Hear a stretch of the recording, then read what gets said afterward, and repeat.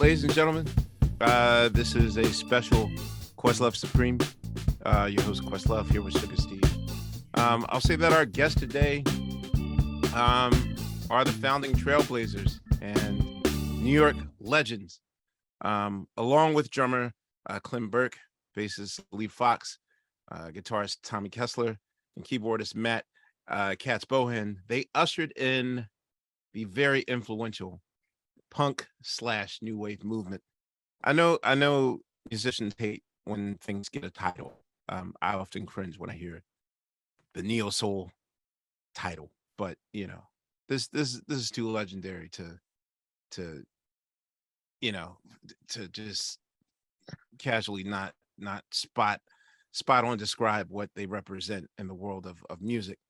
They to me are the epitome of cool and the epitome of style, and practically dipping their toe into every genre of music that defined a movement and a city, be it pop, rock, punk, disco, reggae, and they're especially noted for being one of the early co-signers of the burgeoning hip hop movement.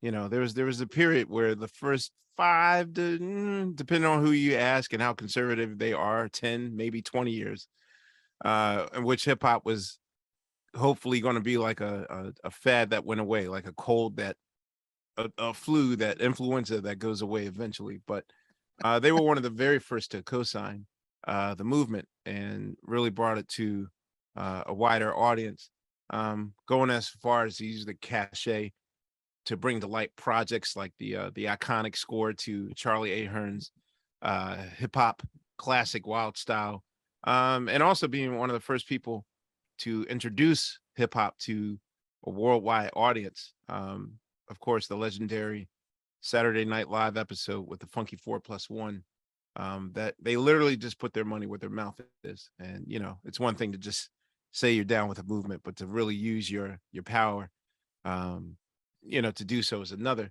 They're currently celebrating the release of their mammoth Against the Odds box set, which basically celebrates the hits, the demos, and the remixes of their illustrious career, over 124 songs in all. This is an honor to say. Please welcome to Questlove Supreme, Chris Stein and Debbie Harry of Blondie. Thank you. I'm the only one clapping today, so just pretend it's like 52 billion people. Yeah, I mean, I want to clap for sure, but thanks. I'm That That was very, very generous. Thank you. No, I've been a massive fan of you guys, and so Well, likewise. And I have to say, Debbie, thank you very much for my note. You happen to come on the show. I'm talking about the Tonight Show, in which I was hoping to holler at you for a second before I went on stage, but I had to do something, and then by the time I got off stage, you'd already left because it's like a very long show that we shot that day. But I saw the beautiful note that you left in my dressing room, and I really appreciate that. Thank you very much. I meant every word of it, even though there were some misspellings and scribbles. I appreciate it. I appreciate that acknowledgement. I want to thank Chris for your nice note that you left me on my recording console. Whatever, Steve. I personally, I want to know, first of all, I really do love the box set. And as a person that's just starting to think about looking under the hood of my own career in terms of, looking at artifacts and going through storage units and all those things, oftentimes you're so present in the moment, you don't realize that the most minuscule thing that you have is going to wind up being history 10 years later, so in terms of just getting all these artifacts together and keeping those demos and keeping those tapes and all that stuff, what was the process like? How painstaking was the process in putting this all together? I went on over a pretty long period. I just had all this stuff, like when we first started making money. I always say the model for the rock star was different back then, or at least for me and Right. Debbie, it was. We didn't think about buying Rolexes and Bentleys and shit. I bought recording equipment. So Mhm. I bought and guitars. So I had my own old MCI set up, the automation, the whole thing. Mhm. And I got around to a bunch of different apartments. We lived in different spaces, and tapes accumulated along with that. And eventually that stuff all died and I gave it all away and stuff. And I wound up with a garage full of tapes upstate New York, which was where we did the assault on the tapes, Okay. Sorry. So like, what kind of tape? Like 2-inch tapes or like everything, everything.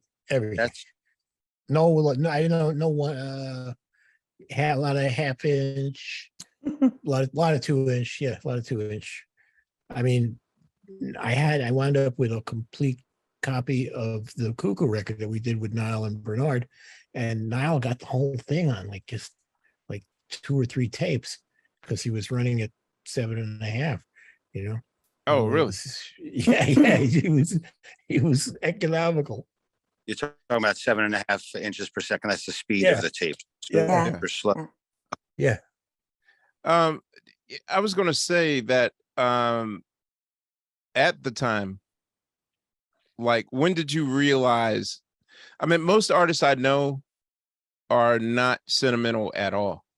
There's a story. Well, I mean, he's not a musician, but I consider him a historian. Don Cornelius, in order to save maybe hundreds of dollars,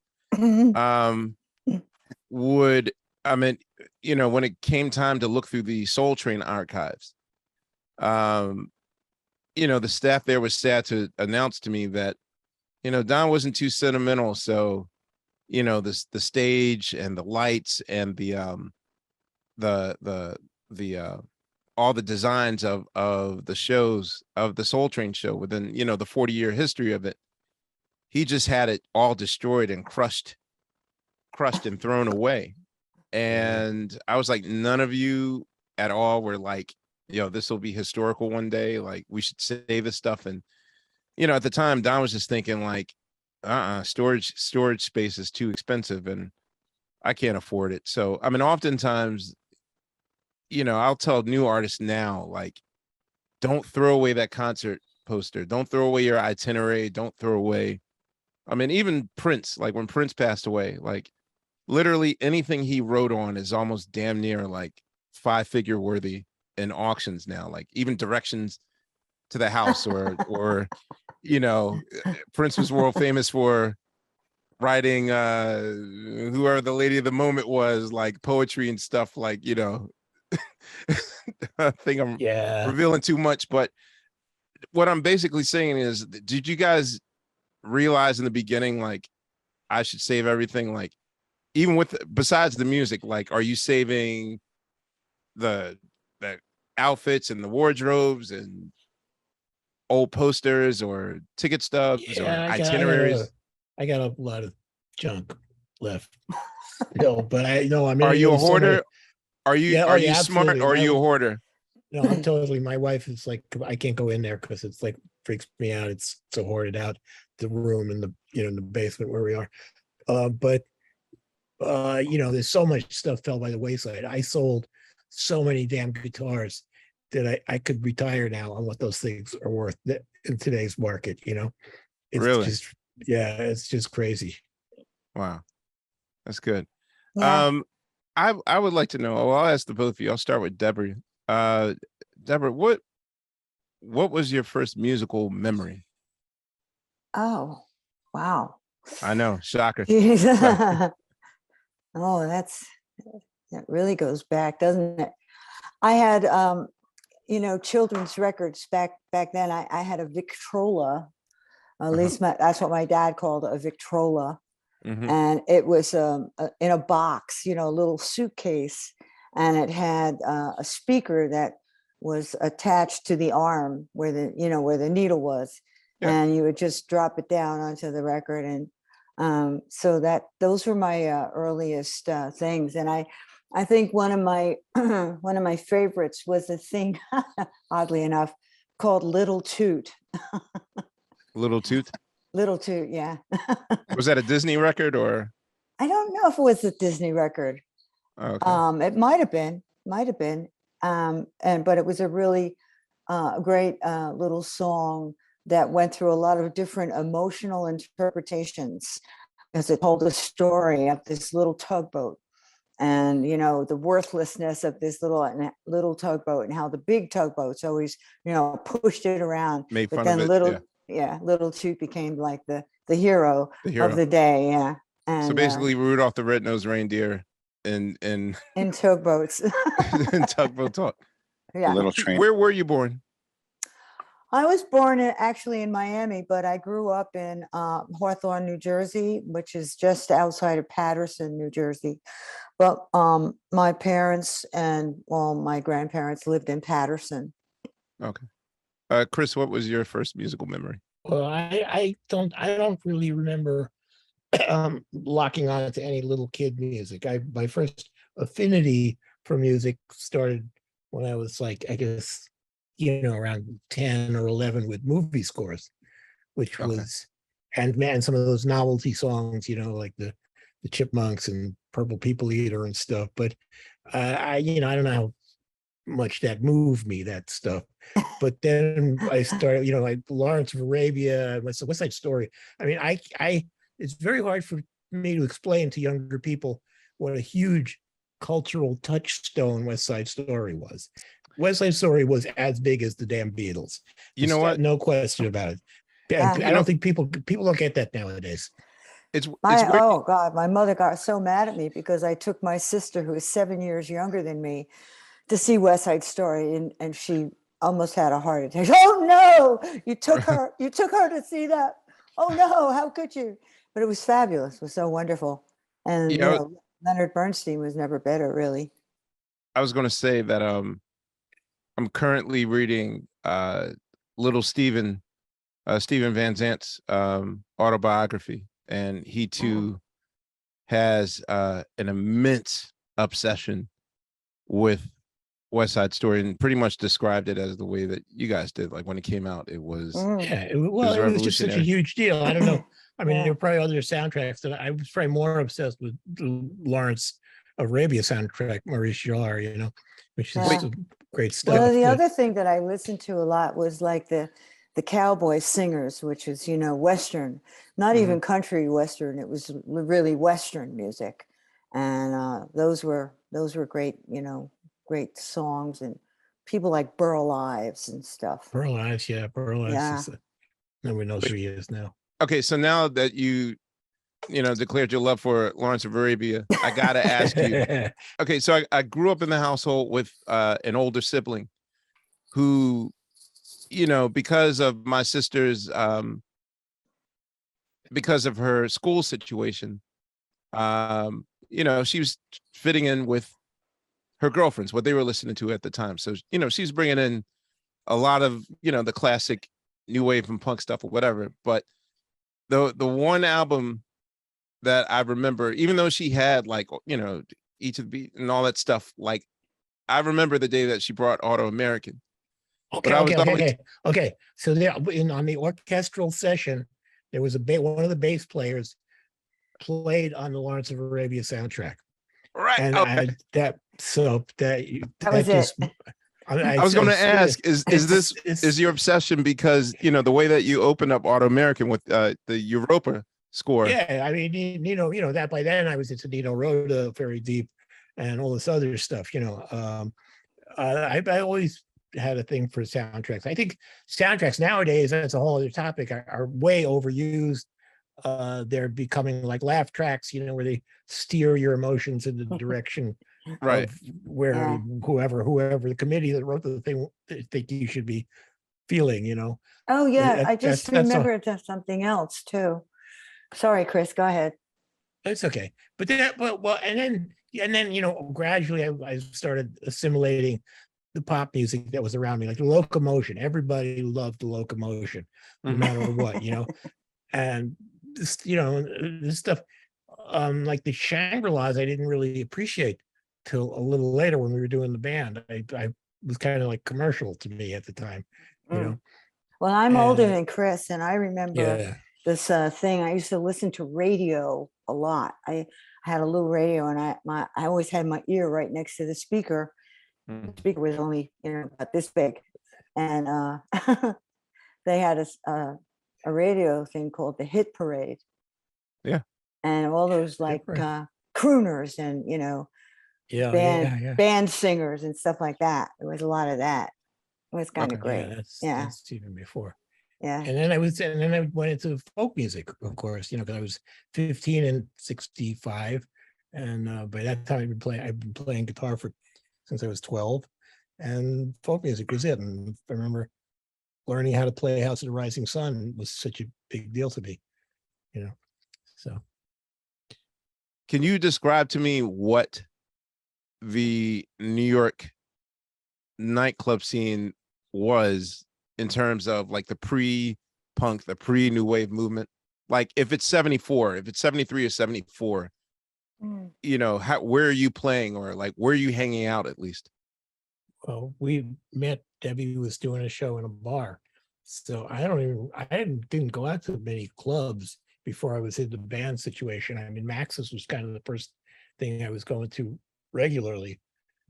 Mostly it was bars, people just setting up on the floor in bars and stuff.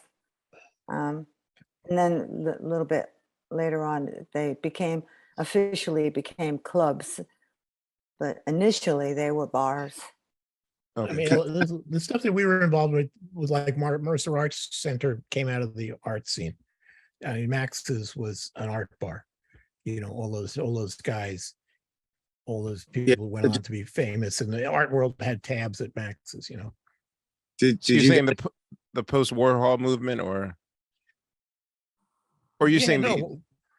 Or Andy, he was always in the middle of everything. Okay. All for us anyway. For he was just there. He was a staple. What were you saying, Steve? I wanted to know. Well, they mentioned Max's Kansas City, and it's hard not to think of the Velvet Underground. Did you guys see the Velvet Underground play live there at all? I opened up for the Velvets when I was 17. Yeah. What was that like? It was amazing, and it was a pivotal moment in my musical life. And they were playing in a place uptown called the Gymnasium, which was Andy had connections to the like these Polish hall people, who ran these old world halls, and this place was the Gymnasium, and also did shows. This was 1967. Me and my friends all knew who the Velvets were at that point, and I had a really close friend, a guy I grew up with, I've known for 50 years, who was working for Andy at the time. His name is Joey Freeman. He's still my buddy, and he showed up at my house in Brooklyn one afternoon, and he said, "Listen, the opening band for the Velvets didn't show up. Do you guys want to do it?" So we took our guitars on the subway and we went uptown. It was like up in the West Side somewhere, 70s or so, 60s or 70s. And the Velvets let us use their amps, and Maureen Tucker let us put her bass drum upright, because she only played it like a timpani, on its side, and they were nice, and we played our blues rock set.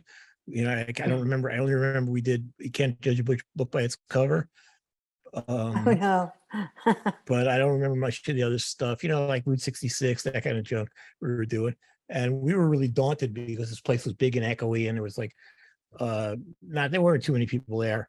But then the Velvets came on, and they took advantage of the echo, and that was also a life lesson for me, because the place you're playing in becomes a part of your sound system. People don't get that, unless you're doing this all the time. And they were awesome and filled the room. And Andy was there. We never saw him, and somebody came over and said, "Oh, Andy thinks you're great. That was terrific." And that was the event, but it was a really wonderful thing. Yeah. Debbie, I saw them at this place called the Balloon Farm. Balloon Farm, yeah. Yeah, on St. Mark's Place. And Andy was doing the lights. and Nico was with them that night, and it was beautiful. It was just, I mean, beautiful visually and in sound wise, and everything about it was beautiful. Wow. What was it like? I know that you were in separate bands or in separate groups or whatnot. Exactly, could you tell us how the story of how the band came to be, as far as uh the official start of Blondie? Well, the scene was very incestuous, and we all had mutual friends, though the two of us had never met. We think we both were at Woodstock, but we didn't meet there. Debbie had a job working for the first head shop in New York, which was called The Head Shop, which was on East 9th Street. And I remember going in there A the day head shop? before it opened. Yeah, it's called The Head Shop. What is a head shop? What Oh is a my head God. shop? That's where they It's, sell it's, bongs and they stuff. sell, yeah, bongs and posters and rolling papers and weed supply, you know. Yeah, It was where you been. Yo, dog, I'm sorry, I'm the 40-year-old virgin. And you know, it was a little more clandestine then. It wasn't like, it was kind of understated that it was all based on weed consumption. I never knew that it was called a head shop. Head shop, yeah, sure, head shop. Well, because where I grew up, it was always you always at the mom and pop record store. I would assume that the guy also sold weed, because just the smell of the record store mixed with Lysol and incense, like to try to. Well, the head shops wouldn't, Right, the head shops okay. wouldn't back then in the 60s wouldn't sell weed because they were too big a target. They would just sell the stuff. Accoutrement. Yeah. Yeah. I So got it. I was in the head shop the day before it opened talking to a girl. And Okay. for all I know, that was us, and we talked to each other. But 4 years later, I guess that was like 69 or 60 or 70 or something like that. Then everybody knew each other, and I had friends, and one of my friends, it's a very long story, but a mutual friend said, I heard about this band is playing called the Stilettos, girl singers, go see them. And that was Debbie and two other girls. So that was it. Wow. Did that band have any kind of startup or success, Debbie? You and the other two girls? Well, yeah, I mean, we had a small amount of notoriety, I suppose, and interest. I don't think there was any real reality as far as, a professional career or, recording or anything like that. Everything we did was, You did some stuff with the Dolls. We did stuff with the Dolls, remember, later on? Yeah. You guys sang back up in a couple of Dolls shows and stuff. Yeah. Oh, right. It was at 82. Yeah, maybe, or an uptown. I think there's a somewhere picture else of us at 82. Yeah. 82 was another club that existed sort of in a even darker way than Max's or CBGB's. It was an old transvestite club from the 1940s. Yeah, it was very gangster. Yeah. It was number 82 East 3rd Street, I guess, or something like that. Yeah. Something like that, 1st Street, all the way east. It was in a basement. That was a great scene. A lot of bands played there. Bowie went there. All the stuff went on there. Yeah. There's not a lot of info on it. Okay, so one of my favorite kind of underground New York labels was Private Stock. And, oh no. Well, no, a lot of legendary records on there, and especially for hip hoppers, there's like incredible breakbeats on there. But I gotta know, like, what was it like dealing with Larry Utal? Well, Larry had come out of like the Brill Building scene. He'd been a part of Bell Records with I think Seymour and Marty Seymour Stein. Yeah, they were all like partners at one point, and then they split, went their different ways. Marty Thau, managed the Dolls all through their early heyday and the first records and all that stuff before McLaren picked up on them. And Larry was, it was kind of a vanity project for him. I mean, I think his daughter, Jody, who was like the press person, had a better idea what was going on in the reality of the street and music, that was coming out of the streets. Larry was like, Larry, guy with the open shirt and the big gold chain around his neck. Well, he did what he liked. He was friends with Good Girls Don't Cry. That one. Oh, Frankie Valley. Valley and the Teenagers. Right. Yeah. Frankie Valley was on the label, right? Yeah. Yeah, that was their big act. And Peter Lemongello, man. Peter You know Lemongello. what Peter Lemongello was? Peter Lemongello was like this MOR singer, but the girls liked him because he was like sexy, Mhm. thing. That And helps. then and then they had, Being sexy helps. then they had Fifth of Beethoven also on the label, which was a Yeah, big yeah. hit for Walter, Walter, Yeah, now Samantha Wendy, saying, yeah. It was an odd place to be for us. Yeah. It was very odd, and we tried. So yeah, we live in a time now which literally you can create a fully produced and realized album on your laptop. Right. But what is the process of getting a demo? Like, okay, you're going to start a band now. I mean, at any point, are you guys like, hey, we're just hanging around doing the scene, or are you guys like actively like we're trying to get a record deal? Yeah, I mean, that was the goal, was to get the music out. Everybody knew, I mean, we all grew up with records, and records being very important to us. So that was, of course, a goal. But in New York, so there was, I don't know, 100 bands instead of 100,000 bands, the way it is Okay. now, So that made a big difference. I always wanted to know this, and I know it's a Captain Obvious question, but what was the actual reason why you guys settled on the name Blondie? We had been trying to pick out a name. And I mean, you search for a name, and we called ourselves Angel and the Snake for a few months. Mhm. And that was sort of, it wasn't really, it would have been a good name for nowadays, but at that point, For a metal band, yeah, maybe, Yeah. But Right. well, we wanted to be a metal band, but I don't know if we even had that much of a, I no. don't know what we wanted to be anything. Well, I was But- working as a beautician. I was working in New Jersey as a beautician.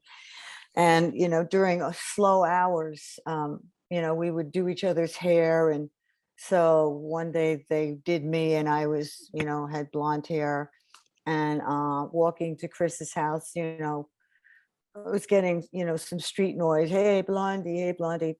And I just said, oh, okay, well, that'll work. And that was Oh, that. okay. Yeah.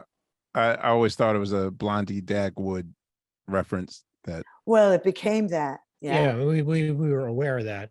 And, Yeah. And those guys never bothered us for all the time. There was y'all never look tough any, as shit, yo. Like, yeah.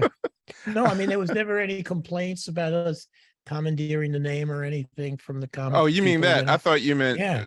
I thought you meant just in New York, motherfuckers wouldn't fuck No, with you, everybody but- bothered us. Forget about that shit. Yeah, no, we got bothered a lot Oh. in New York. To be fair, I did say to the guys, when we started getting, official attention, that they should all bleach their hair, and be like wrestlers, and Really? the guys should all have blonde hair, and we'd all have blonde hair. But no, nobody wanted to do it. Oh, okay. Nobody Yeah. was bold enough. So, wait, no, go ahead. I mean- Steve. so just while we're on the name Blondie, so by now, of course, we all know your name is Debbie Harry, but people must have been calling you personally Blondie this whole time. Is For that the disturb longest. bother you, or is that something that you just gotten used to, or do you say, hey, my name's Debbie, the band is Blondie?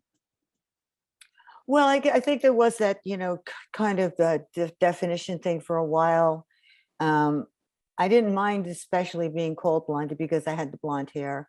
And, basically, I guess little boys get called that too, hey, Blondie. But They do. usually, little girls with my coloring, are called Blondie very often. So Oh, okay. it didn't really bother me. It did bother me, that we had to sort of identify ourselves constantly. But I think that, I guess it's something that you learn, right? You learn that you have to identify yourself. People will often lump you guys in with the punk movement or the new wave movement. It's kind of like I didn't necessarily think that you were either, because for me, at least with the first three records, like from the self-titled record to Parallel Lines, there's a heavy sort of post, I guess you could say, wall of sound feel in there, like in terms of Mhm. like a very updated, like an updated kind of Spectre-ish thing going on. So for you, was it always an eye-rolling thing if, critics that obviously weren't on the scene, that were like hanging around to see, like, was it weird to get typecast to be part of a movement that really, I don't know, I think between you guys and the Police, like, even though you're lumped in with this movement, you guys really weren't that level of punk to me. Like, you guys were more of a stylish, at least my how it looked to me when I was like 9 or 10 years old. I think the punk form is much more defined nowadays, and in 2020 onward, you got all these bands, Surfport and Amyl and the Sniffers, and Right. all these guys are very defined in their punkness. When you think about us and Television and Talking Heads and Patty, it was very diverse, that kind of sound, and it wasn't so.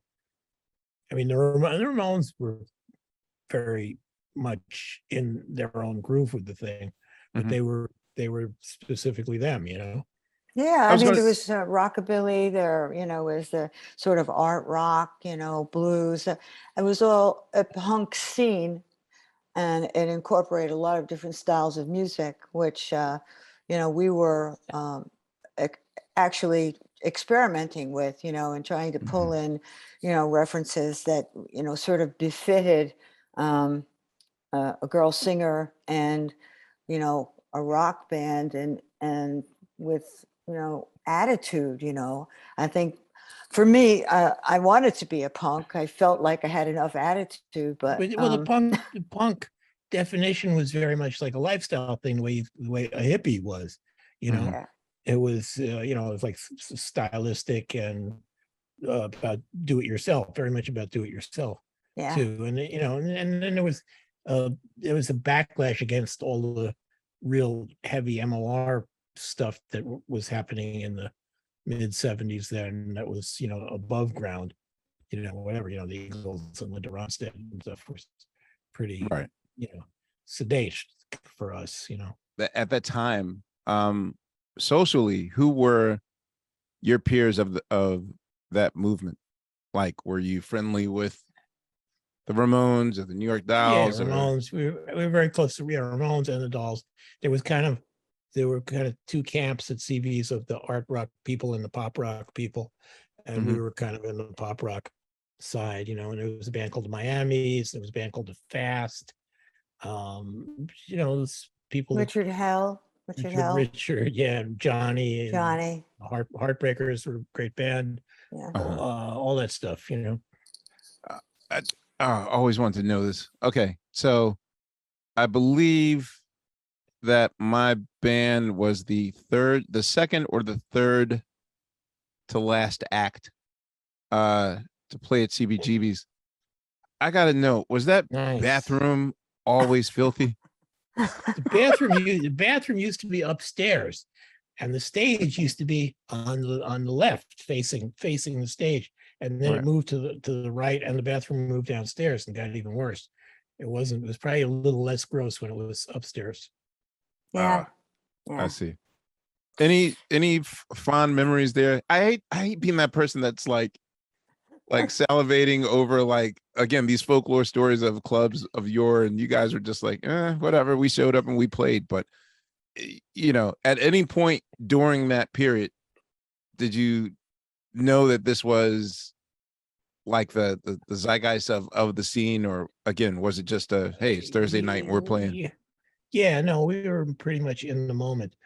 And what I also say is every single person I knew would say, this is New York is so horrible. I just got to get out of here. I can't stand it anymore. But nobody left. And there's this great Lou Reed monologue where he talks about how awful it is in New York for him, but how much more uncomfortable he is everywhere else. So that was that pretty much. But yeah, I mean, lots of crazy shit went down at CB's all the time. Max's too. It was, Well, it went just through stages, stages of development, because it wasn't like a full on, big club scene from the start. It was a biker yeah. bar with, some, Bowery guys, alkies and stuff that hung out at this bar.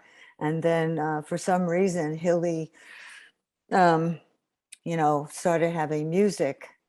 And, I have suspicions about, there used to be a club restaurant on 9th Street, right off of 6th Avenue between 5th and 6th. And it Mhm. was called Hilly's. And I somehow think Yeah, that Hilly was involved with that. And no, he ran that, a couple of bars. I yeah. think he had one that was like downstairs from Trudy Heller's too, at one point. Oh, really? Also, Oh, yeah, wow. yeah. He had a couple of bars around town, Yeah. and he was a singer also. He had a country single on the jukebox in CBGB's that I don't really hear people talking about too much. I don't remember what the heck it was, but it was Yeah. there. New York Um, is great for clubs, I mean, it's always been that way. It's great. how how often is the rotation? I know that for me, in Philadelphia, there's really only, at least for the Roots, like maybe if you're lucky, there's like 6 clubs to play. Um, Yeah. because we also had like 5 or 6 major colleges there. So, Yeah. where you play at University of Penn, play at Temple, you would just go to where the colleges were. But as far as rotation is concerned, Well, there was a thing where if you played at Max's, you shouldn't play at CB's the next weekend. You had to like wait a week. But there were other little bars. There was like Broadway Charlie's and a right. place called the Mushroom and that Monty Python bar and all these little things. Mothers. Mothers was on Yeah. Tony right across from Chelsea. There was and my father's place was up in Long Island City. That stuff would come and go. But So I would assume that, by the time, at least by the time you guys get to Chrysalis, that, you're no longer like a local rock band, and you're also doing national and yeah, going out of state and whatnot. So, Yeah. all that stuff went on, but it's still the other thing people may not get nowadays is what a goddamn Wild West show the music industry was. The touring in those days, now it's so slick. You got Live Nation, all this stuff. Boom, tell me, you go there. I was going to Back say, then, what man. was there such thing as a rider? Like, okay, 'cause I ask each act to do this for me because I truly want to know. And and the thing you mentioned at the top about the Rolexes and all that stuff. Yes, I'm in the hip hop generation, especially the first generation of like post hype William videos where, like around 94, I would say that yes, like even coming into the game, like we came into the game with 2 tour buses and a really good rider and Mucilix and like, like where's the manicurist at? Like that sort of shit. Yeah. So We did a tour of Australia. Oh, And we were in like a school bus, man. That was it, like let me know. Old school with like that was filled with dust, and we had like And America, when we went on the tour with Iggy and Bowie, we were in an RV, which was like really crappy and falling apart. I remember too. So all that kind of stuff was yeah. All right, so let's skip the parallel lines. Can you walk me through the process? Like, okay, so the idea of like tour buses and good hotel lodging, like at what point does that even happen, or is that something that was just invented in the 90s? Like, Yeah, I'm gonna go with 90s. Damn. Because yeah, we had some, man, it was, there was a lot of, we briefly we like live when- for these nerd stories, so don't think you're like sparing us by like you don't want to hear about the time when Bowie we store never had meet or we something. never flew private. There was just no such thing. But like Okay. briefly, I remember there was like 10 minutes when we were with Shep Gordon. There was like in Europe, we had a little 4-seater jet for a couple Okay. of publicity dates, but that was like 2 flights or something like that. Yeah, So that I was going to we went say on the Concorde. We were on the fucking Concorde a bunch of times. okay. That was nice. Yeah. I was going to say Shep is one of my closest friends, and a real around that time. What time does he enter the managing the band? I think the late 70s, early 80s. Yeah. So he was there for Parallel Lines. No. No, that was Each of the beat. previous guy. It was towards the no, very end. Yeah. Oh, okay. Yeah. Well, Auto American, I know Yeah. he was for that. Auto American and the Hunter, which was Yeah. the Yeah. least successful. The It Auto didn't- American platinum plaque is hanging up above the guest bedroom. So you guys, Teddy Pendergrass and Luther Vandross records are yeah. Oh, I Are like that. Yeah. are above I like that. when I stay at his house in his guest room. So with Parallel Lines, at least, which many consider that to be like your super breakthrough with it. Can you talk about the making of Heart of Glass, aka Once I Had a Love, and bringing that forth? Because I know that it was all about getting the Roland rhythm machine hooked up with the Roland, whatever the hell, I can't remember. I should know this. Was there MIDI back in the day? No, it was all voltage, VCI, voltage controlled. Okay. So it was pre-MIDI, and that was such a huge deal. That's where the whole song was built up on the synth being hooked to the rhythm machine, and everything was built around that. We had the chords and stuff and the structure, somewhat. Very Right. time consuming.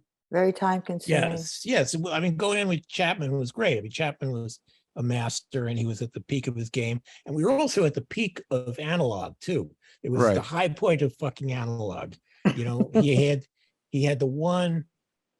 the digital reverb. I guess it's, I don't know, Eventide or whatever the heck it is. Mhm. He had that one unit, but everything else was just like that. And I'm glad we got to be there at that moment too.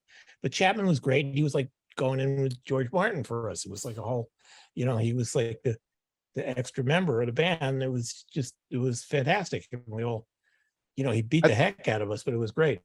I was gonna ask, because the thing is that Heart of Glass was even more than Miss You. I feel like Heart of Glass is like the perfect dance song that's not blatantly a disco song. Not to say that Miss You by the Rolling Stones was a blatant. Yeah, people seem to consider anything with 4 on the floor. This is great. This is kind of their last great moment for me. Yeah, but I always wanted to know, like, obviously, there had to have been some sort of conscious decision, like, okay, let's make something accessible. We thought we sounded like Kraftwerk. We were referencing Kraftwerk. That was okay. That was it. Not so much disco music. But I always wanted to know, for such a song that has such a steady 4 on the 4 pace, why was there a decision to make the last bridge into 7/8 meter Which I don't know if that was an accident or not. I mean, Chapman would edit, would fucking slice the 2-inch tape with a fucking razor, which is kind of unheard of. no, you know? guys were playing dun, dun, dun, dun, Yeah, I dun, know. dun, dun, dun, dun, dun, dun, which I was like, wait it's a just minute. it's that one little section. I can't. I mean, I'm sure if you asked everybody would have a different opinion about Okay. why that came about, whether it was accidental or not. I don't know. You know, Heart of Glass seems very accessible to play at a jam session, but there's always that moment right after the last. There's always that moment right on the course where I'm looking at the people like, wait, are we about to do to the lever? Are we going to do the 7/8 part? We're just going to act like the beginning, and then it's always a car crash. Well, that's always very a car crash. that's Always a car. gratifying. That's very gratifying. Thank you. It's made it all worthwhile. The drums are all pieced together the way a disco record. I mean, the bass drums recorded by itself. The Really? top kit. Yeah. The top Yeah. kit's recorded by itself. Yeah. What was the only song like that. That was the only one that was done like that. What was the logic behind that? A better mix to it. Mike had done some kind of disco music. Yeah, maybe to be able to bring out the kick a little more. I don't know. Ah, okay. I see that. I think it was his ears, I mean, he had those ears, At the time of Parallel Lines, and now I guess also, which do you enjoy more, playing live or making records? I like recording. I'm a recording guy always. Yeah. I'm not doing a tour, but that's mostly because of health stuff. But they got a replacement for me lately. But I think Debbie probably both. Maybe I know she gets off on doing the shows a lot. I mean, I like doing the shows. I always love doing the shows. But I've been doing recording ever since I was a little kid. Man, I was screwing around with, old Wallensack reel-to-reel recorders and stuff like that. And I would always have a TAC 4-track that if I could beg, borrow, or steal. So I mean, that's just part of my life is doing recording. I love the laptop digital stuff. Go sitting with Logic for hours and tweaking stuff. So I got to get to Auto American. All right. So I asked about Europa, but this is where, first of all, how are does the music creative decisions start with the two of you, or is it an actual democracy in which It's the six of you sort of, it's a monarchic democracy. So a passive aggressive dictatorship. Yes. Yeah. What do you guys think? Okay, this is what we're going to do. So yeah, I mean, I always managed to get a lot of. By that time, we had been. I mean, I okay. So the only song that before we recorded it, I knew was going to be a hit is "Tide Is High." I mean, the other ones I really didn't. I wasn't sure, but I knew if we could pull off a decent recording of "Tide Is High," that it would be successful.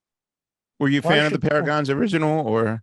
Yeah, the original. Yeah, the original is Godhead, and it's probably the only reggae song I ever heard that has a violin in it from that period, which is the best. And so the horn lines are based on the violin line. This is what I have to figure out. There's about 9 mammoth songs in E minor that come out in the first half of 1980. 9 mammoth dance floor rockers in E minor. I will ask this much. Was Good Times that much of an influential song that it's almost like, was it unavoidable? Because when I ask some of these people, when I ask the other artists this question, someone will say like sometimes you just subconsciously go there without purposely trying to go there. Whereas Brian may confirm or may not confirm that Another One Bites the Dust was exactly what's our version of Good Times. But for you, yeah, no, Rapture was total homage to Chic. Okay, just wanted to know. Yeah, it's no question about it. I mean, I was totally thinking of that bass line. The whole bass line is the first thing that came up. Yeah, that was an extremely radical. That was an extreme radical thing to do. Like, of all the songs in your catalog, um, that was super risky. Could you just talk about how does hip hop reach you as a New Yorker? Like, were you aware Well, of we what was heard, happening in the Bronx, we, or yeah, I really wasn't that aware. We'd heard Rappers Delight, on the radio, a couple of things, but then we hooked up with Freddie, and Mhm. Freddie, I guess it was 77, took us up to this event at a police athletic league up in the Bronx, and that was like just this eye-opening experience. It was wait, what year did you meet Fat Five Freddy? probably 76 or 7. Oh, damn. Okay, long time ago. Yeah, I mean, I've gone over the date with him trying to figure out what year that was, and he thinks 77 Right. was when we went up to this thing. One of my one of my all time one of my all time, well, I won't say great punishment stories, was kind of like a fist fight that I almost got into with my cousin, because at this point it's the summer of 1981, and he's singing, like, we're I don't know where we're coming from. We were coming from like my grandmom's house. He was walking from the corner store and going back home, and he's singing to himself. And he's like, fast, fast, fast is fast, fast is fast, fast is fast, fast is cool. And I was like, wait, why do you repeat that 3 times? And he's like, because that's how the song goes. Flash is fast, flash is fast, flash is fast. I said, no, it doesn't. She says, No, it doesn't. so basically, my cousin never heard of Rapture, and I never heard of the adventures of Grandmaster Flash on the Wheels of Steel, which for hip hop historians is basically the first time that the world is hearing what cutting and scratching is like. Grandmaster Flash goes in the studio and he does a 7-minute open format demonstration of the records of the day. Takes Cheek's Good Times and Apache and Rapture and just the party songs of the moment, and does a demonstration of what scratching is. Because for most hip hop records, you'd have to get a band, get Keith LeBlanc or whatever to redo the breaks and whatnot, because technology wasn't there yet. And so, of course, my level of know-it-all snobbery, was I was so angered. Like, he then knew he could get my goat, so he would just sing it like anytime he just want to fuck with me, he'd just be like, flash is fast, flash is fast, flash is fast, flash is fast. And I'm like, and then we just, we got put on punishment. So, at the time, like, for you, were you shocked at the reception? Were you nervous about it? Or for you, was it just like, this might be filler on the album, or like, yo, this shit's going to go to number 1? Frankie Crocker was a major component. I forgot. That song. If it goes to Paradise Garage, it's going to Frankie Yeah. Crocker, then it's going to the world. Okay, I get it. Yeah, he was a big supporter, and we are eternally grateful. Yeah. So what was it like seeing? I mean, at that moment, did you realize you were seeing a revolution at the time, or was it just like?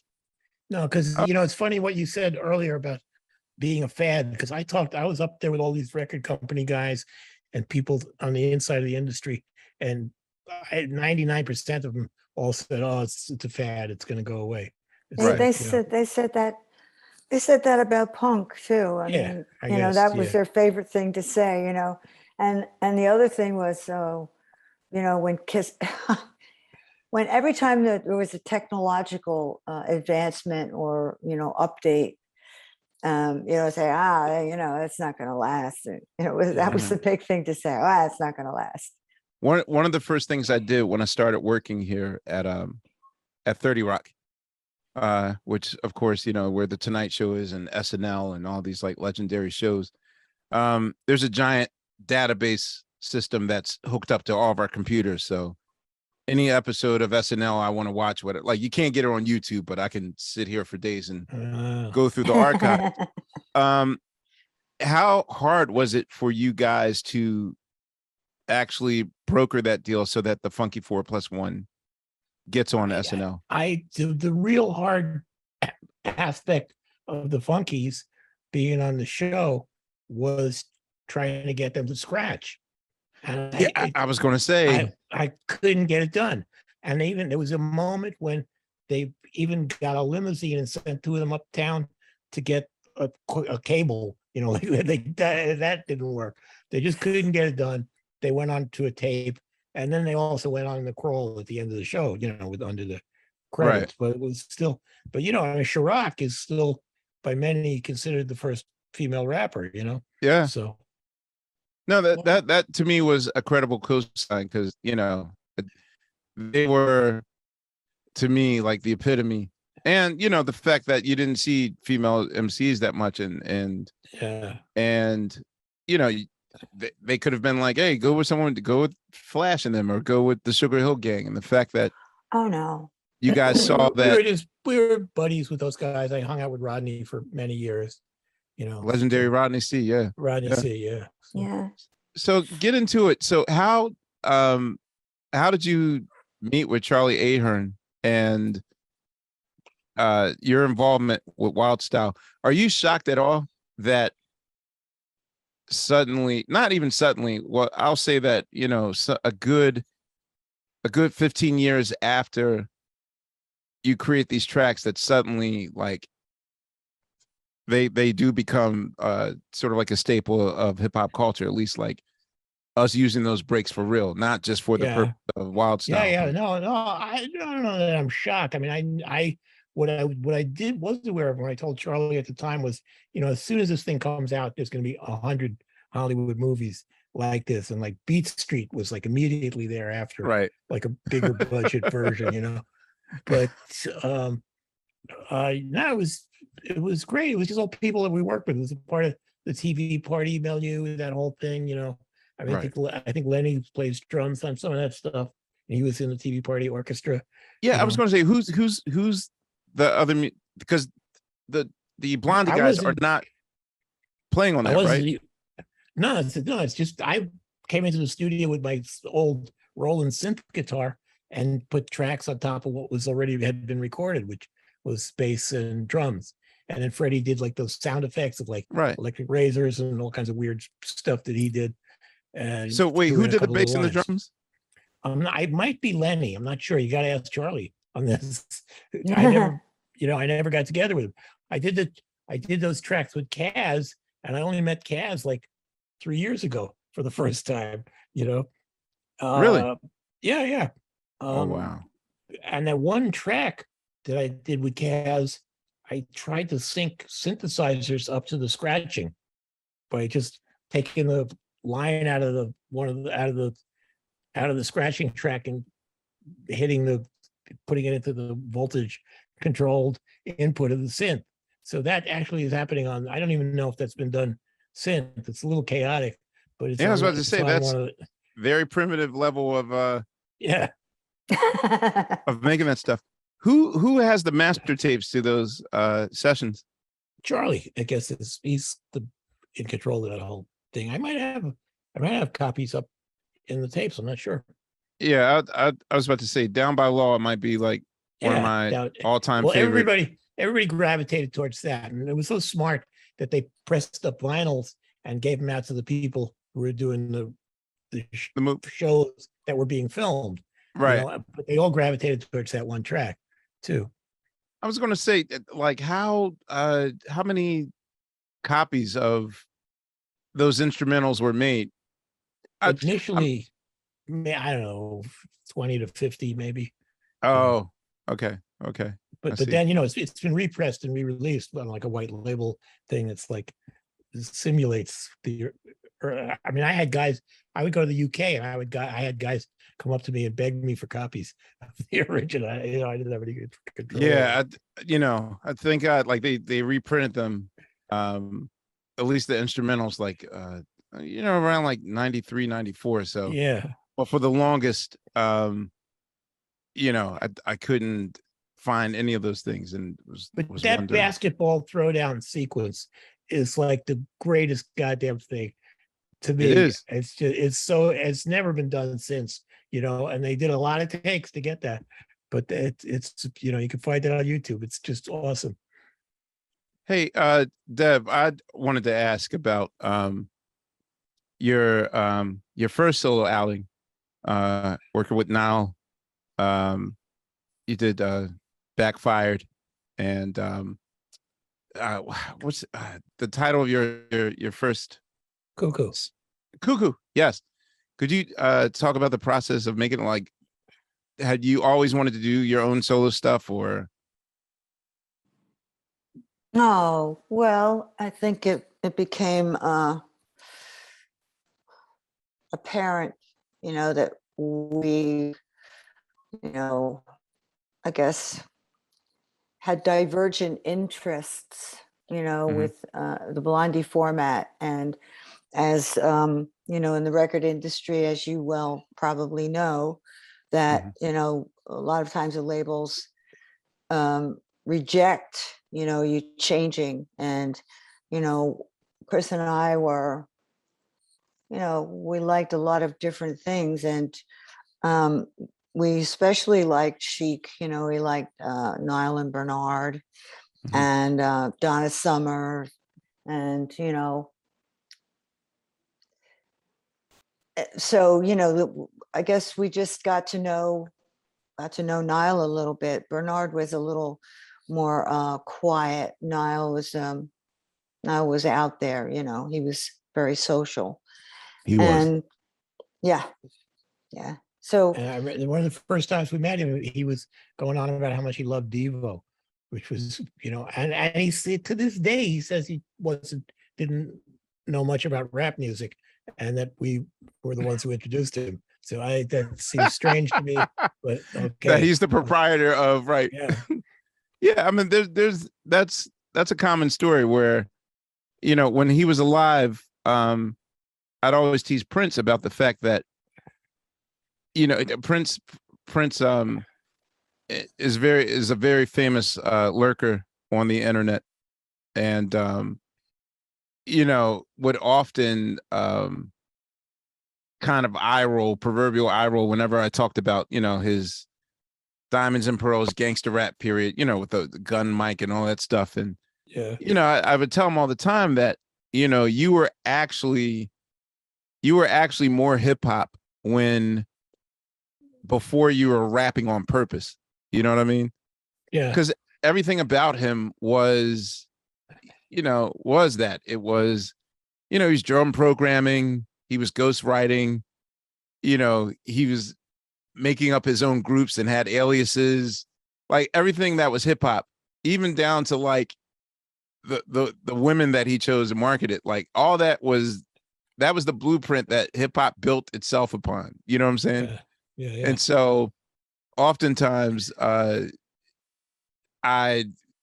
just find it weird that the second that he becomes aware of hip hop, then that's sort of like, that's where it got weird. But he was, to me, 100% hip hop before he sort of became aware of it. So you telling the story of now Rogers like really not being into it, even though the irony of the Good Times thing. Yeah. Can you speak upon like the circumstances after 82 and the band wanting to take a break? Was it just because you guys were just on a 10-year stretch by that point? And oh no, we were all fucked up on drugs. I got really sick. I had this long protracted illness, just all kinds of crap was going on. Our finances went to shit. We got victimized in a lot of places. We found out this accountant we had, the 2 years we made the most money, didn't pay our taxes, just tried to get us into tax shelters. Yikes. So, Yeah, it's standard showbiz bullshit, Okay. That's a tragedy. So what lesson at this point when you're celebrating your entire history, like for you, what's the biggest lesson that you've learned? Oh, geez. Well, there's a lot, just relax, be yourself, don't trust anybody. It's just the basic stuff. And it's all gonna sound so cliche. I think we lost Debbie. We love cliches on the show. Like, Yeah. because to me it's about the creative process, but it's also about, what have you learned in hindsight? I mean, I just love the fact that you saved all those demos. Yeah. I for one wasn't too sentimental with the demo. I was smart enough to not throw them away, but now I'm going through the painstaking process of just going through trash bin after trash bin after, because I know like in 10 years I'm gonna have to Yeah. make some sort of sense of it.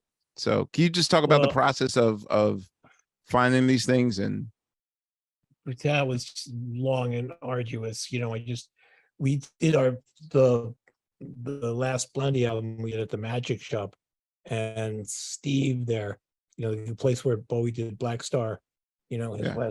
he did his last two records there, and phenomenal amount of stuff came out of that place in Soho. We were like the last band to record there, and Steve there has the record tape salvaging company also. He bakes the tapes and does all right. that stuff. So that was easy.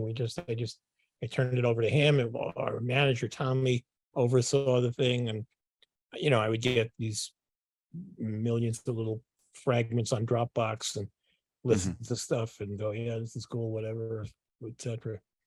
So, Chris, what was like the coolest thing that you found in the archives? Like personally to you, where you were excited about what you found? Well, we have a version of Moonlight Drive by the Doors that we recorded in the studio while we were doing either the first or second album, which is really great. But whoever was sitting in the control room didn't hit record at the top of the song. So they did a job. They did a good job of coming in after Engineers. after the first movement. But it's that I don't know that I was aware that existed even, but that's out there. Wow, and that's on the box set? Yeah, that's on the box set. Yeah, it's a cool thing. So Did go you ahead. did you fade it in on the box set, or did you just start it with It starts with some drums, but it misses the whole little intro section. Gotcha. Sorry, First verse. Yeah. Fired him. It's cool though. Can't trust. No. Could you briefly talk about so at one point you guys were going to work with Giorgio Moroder? Yeah. So what happened with that? Giorgio didn't want to put up with the band bullshit and all the egomania and us having to play things 100 times to get it right and all that stuff. He's just wants to go in there and get it done. One and done. So you're saying that your process was more meticulous in terms of like wanting to do, because you guys are super tight as a band. I was going to ask like how disciplined were you? The opposite. We were sloppy and would have to go over shit a lot to get it done. I mean, after a while, by now people have their skills honed, but in the early Blondie days, it was pretty funky.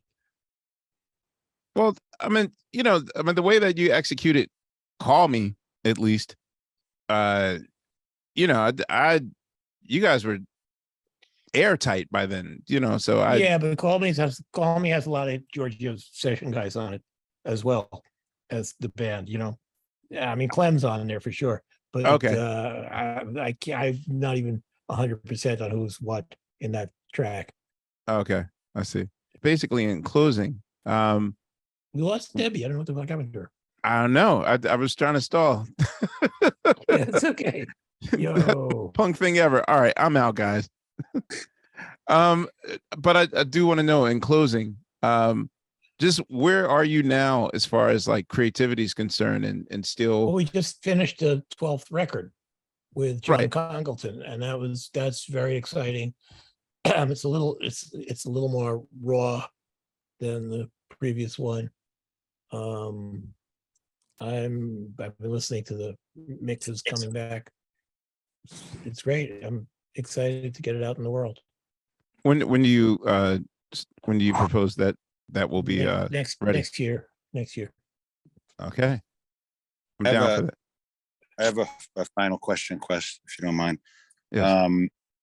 It's kind of I ask a lot of people from your generation, especially about their vinyl record collections from your past. Do you still have your vinyl? Yeah, I still have them, but I don't.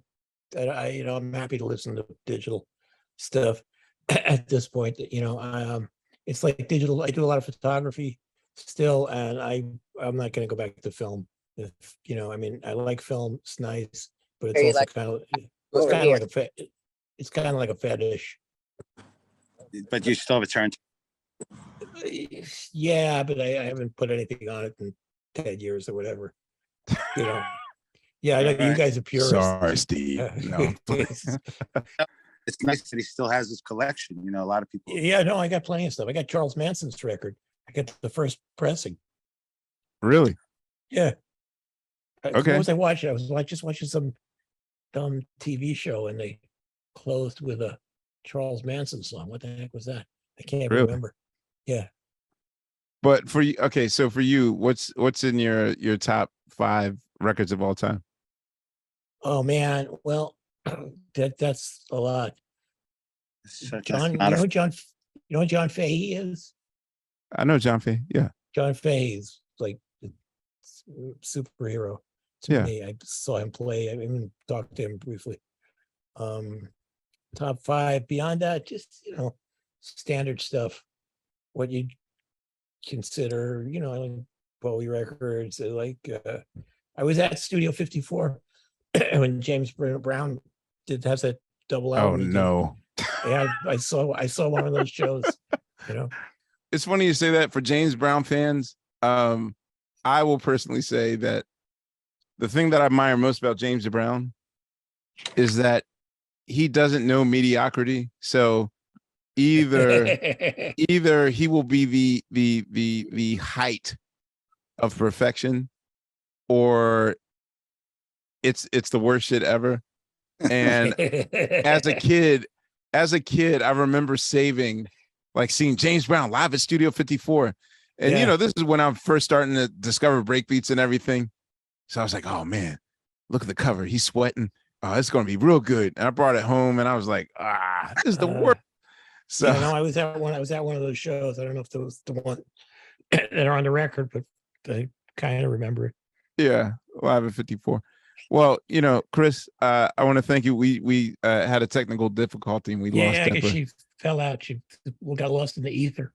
Yeah. But anytime you want to get together and bullshit, I'll be happy to also. My pleasure. Yes, definitely. You're a legend, and I appreciate you doing this for us. So on behalf of Sugar Steve and Unpaid Bill and Laia and Fontigolo, this is Questlove of Questlove Supreme. And thank you, Chris and Debbie, for going over your history with us. And we really appreciate it. And we will see you next time, next go around of Questlove Supreme. All right.